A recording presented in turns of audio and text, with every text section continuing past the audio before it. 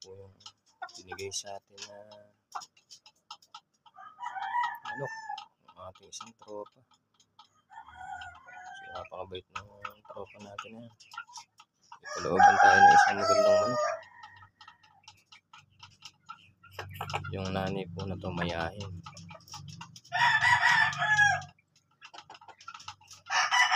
Tapos yung tatay niya 2 times winner po mga idol. So gagawin po natin tong materyales mga idol. Palakihin po natin yan at gagawin po natin breeder mga idol. Para po tayo makapagsimula mga idol.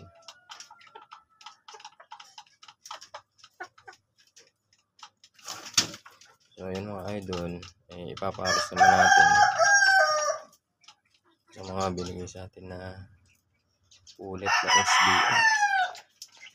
Yan mga idol, 5 buwan na to mga idol.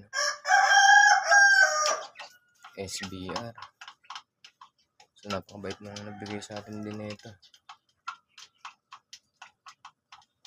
So mga idol, ito po hindi po natin yan humingiin. Pinapalit po sana natin yan ng pangkatay na manok. Pero mabait po nangyari. Binigay na lang po sa atin. Wala nang kapalit.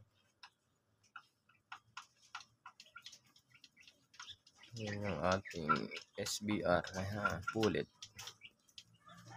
So ipapares naman natin dito.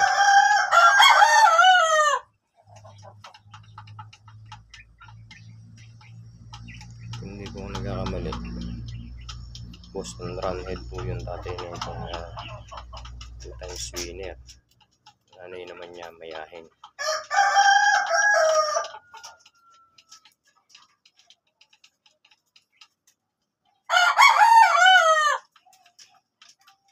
Okay mga idol, wet feeding po tayo mga idol. Ito mga idol, ubus na po niya pagkain niya. So pagka nag 4 months na po ito mga idol, dry feeding na po natin. So, hindi po ako nag-promote mga idol ng patoka, pero ang pinapakain ko po dito ay mga Integra 2.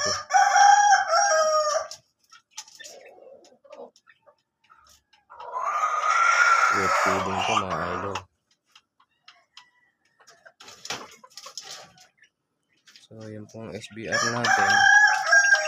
Bali wini-wet feeding din po natin sa ngayon yan dahil pumayat.